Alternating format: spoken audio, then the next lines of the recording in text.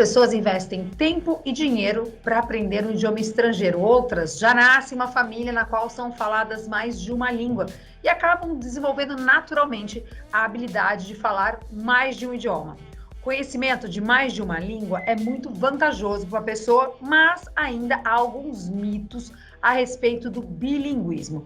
Para acabar com esses mitos, desmistificar o assunto, está aqui no Escolas do Conhecimento, direto da Escola da Educação, a professora Mariualê Malvesi Mitman. Tudo bem, professora? Tudo bom, Lívia? Como é que está aí as coisas no nosso campus? Tudo ótimo aqui, agora o campus cheio de gente. E esse bilinguismo aqui existe bastante, viu, professora? Tem muita gente de fora vindo estudar e trabalhar aqui na Programas Unidade, internacionais. né? Uhum. Essa coisa da internacionalização, né? Então vem o pessoal de outras universidades, de outros países, e a gente escuta outras línguas.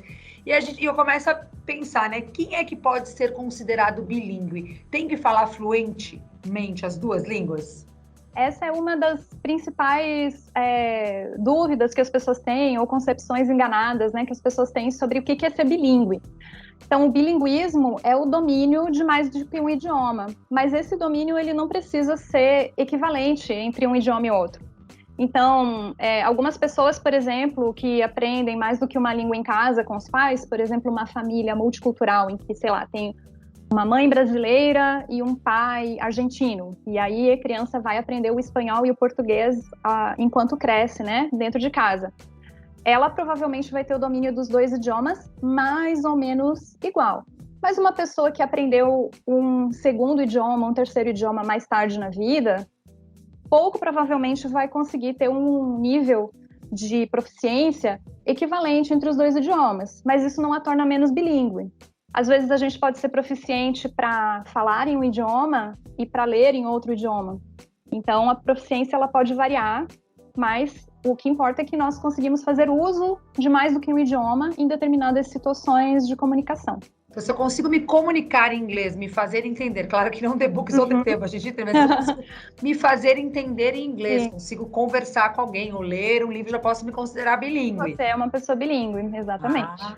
Tá, fiquei feliz agora com essa informação. Mas você falou ali, professora, das crianças, que, né, que você cresce numa família, hoje isso é muito comum, né, multicultural, aí o pai argentino, às vezes o pai italiano, aqui a gente tem muito dos alemães, né, às vezes a mãe brasileira, o pai alemão, e quer que a criança aprenda. De certa forma, atrapalha o desenvolvimento da criança, porque ela escuta aquelas duas línguas, não confunde, não? Essa é uma outra concepção enganosa que as pessoas têm a respeito da aquisição da língua de uma criança. Nós somos uma espécie que ela é dotada, né? Isso é particular da nossa espécie. Como os pássaros cantam, nós falamos. Então, o nosso aparelho cognitivo, o nosso aparelho fonador, ele é preparado e especializado para a linguagem. Então, não existe nenhum tipo de problema no desenvolvimento da linguagem de uma criança em um lar multilingüe. Às vezes, as pessoas acham que se você falar mais do que um idioma com a criança, isso pode atrapalhar, ela pode demorar mais a aprender uma língua, ou então que ela vai aprender uma coisa misturada. E nenhuma dessas coisas é verdade. Todos os bilíngues misturam línguas. Não existe nenhum bilíngue que não faça essa mistura, porque as línguas estão em contato na nossa cabeça. E até monolíngues misturam línguas. Por exemplo, se eu sou uma falante do português, eu incorporo no meu vocabulário também muitas palavras que têm origem estrangeira. E às vezes eu uso aquela palavra porque ela representa melhor um determinado sentido e que não vou encontrar um correlato tão simples na minha língua materna. Então, isso é o que a gente chama de empréstimo, né? E isso é resultado do contato entre as línguas. Então, todo bilíngue tem esse contato entre as línguas na sua cabeça. E é natural a gente misturar línguas. Então, isso não é um problema, né? Às vezes as pessoas, eu não consigo falar porque eu fico misturando com uma língua com a outra. Isso não é um problema. Isso é normal. É normal da comunicação. E a criança, ela vai adquirir os dois idiomas. Tem um momento em que essa mistura maior vai acontecer, mas a partir de uma determinada etapa... Eu já vi algumas crianças bilíngues, o pai mora nos Estados Unidos, foi muito nova, e aí os pais falam português, mas estuda na escola americana e acaba falando um português com um sotaque, como se fosse um americano nativo. Isso é comum também? Também é comum, porque o que vai determinar a predominância, né? Qual que vai ser a forma predominante daquela criança é onde ela tem mais contato. Então, por exemplo, se ela tem uma família, que é o pai e a mãe, falam português em casa, é o caso da minha sobrinha, por exemplo. Tem uma sobrinha que os pais mudaram para o Canadá, ela nasceu no Canadá. Em casa só se fala português. Na escolinha, agora ela está estudando francês, e nos outros ambientes é o inglês. Então, em um determinado estágio, as crianças até misturam um pouquinho mais. Elas falam frases, às vezes, como pedaços de uma língua, pedaços de outra.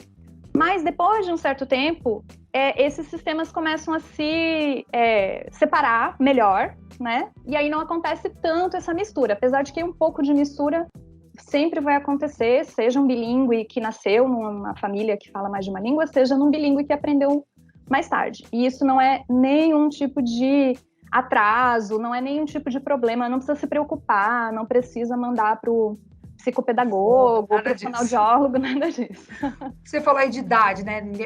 Tem uma idade que é melhor para a gente aprender uma língua? Tipo, agora eu tô 43, vai aprender uma língua, ainda dá? Ou tem uma idade que é aquela ideal? Pais, escutem essa entrevista e coloquem os seus filhos para aprender agora essa língua.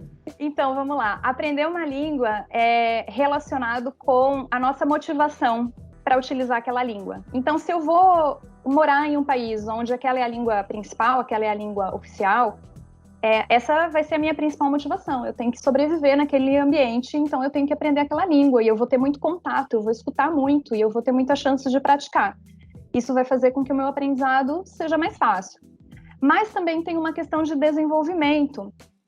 Nós sabemos que o desenvolvimento das crianças, né, das habilidades cognitivas das crianças, ele vai crescendo. Então, à medida que o cérebro infantil vai passando por determinadas fases de amadurecimento, vai propiciando certas explosões linguísticas, vamos dizer assim. Então, a gente observa que tem certas fases em que a criança aprende muito vocabulário, tem certas fases em que ela aprende gramática rapidamente.